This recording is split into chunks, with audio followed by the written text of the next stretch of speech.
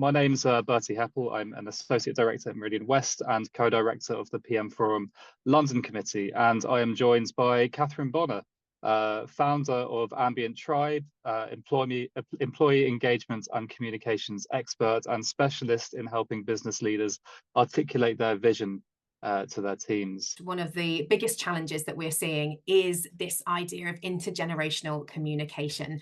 How do we help people better understand each other, improve how we communicate with them, and actually create more cohesive and inclusive environments? So I wanted to start off just by really highlighting the fact that this is not a new thing. Okay, communicating intergenerationally, the challenges that causes is not new. And I absolutely love this quote from George Orwell, who says, every generation imagines itself to be more imaginative than the one before and wiser than the one that comes after. The point of looking at generational time spans is, even though it's got an arbitrary nature, the arbitrary nature of generational time spans does not negate the reality that growing up during different eras can have a profound effect on how we see the world, how we perceive ourselves, the way we interact, and the way we communicate. So welcome to the generations. Let's start off with our baby boomers. So these are the generation that were born, again, roughly between the ages of 1946 and 1964. Have the Gen X. So Gen X is 1965 to 1980. So they are aged 43 to 58. And they're often described as the middle child. They are the work hard, play hard generation. The Millennials, so 1981 to 1996. So these are the 27 to 42-year-olds. You have the Gen Z, so 1997 to 2012. So they're aged 11 to 26.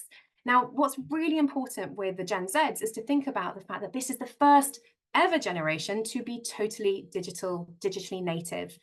And I just want us to really acknowledge some of the challenges that face us when we are trying to think about cross-generational divides and cross-generational communication.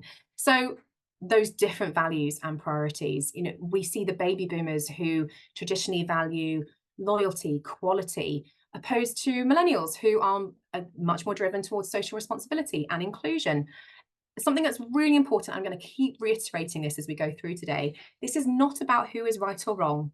This is not about which way of communicating or opinions or values are right or wrong. This is just about understanding and developing our empathy and knowledge about those different generations. So we absolutely have already touched on some of the cultural and social influences that are affecting those generations. Economic factors as well. If you look at Gen Z and millennials, for example, they are going to be saddled with far more student debt than baby boomers, for example. We know that baby boomers statistically have most of the disposable wealth, have a very high proportion of disposable wealth in this country, but they're also preparing for retirement. So we're looking at very, very different drivers there. Given the interesting complexity of communication in professional services, where we must engage with diverse clients / prospect demographics and potential employee recruits, how can we effectively balance our tone of voice on social media platforms like LinkedIn, where we have to address business and career focused audiences without creating contradictions? I think this comes down to authenticity. So yes, we will adapt our tone of voice. If you think about the way that my business communicates on LinkedIn, it's slightly more formal to the way it does on Instagram. Do the values change? No. Does the tone of voice really change? No. It should still feel like Ambient Tribe. It should still feel like my organization.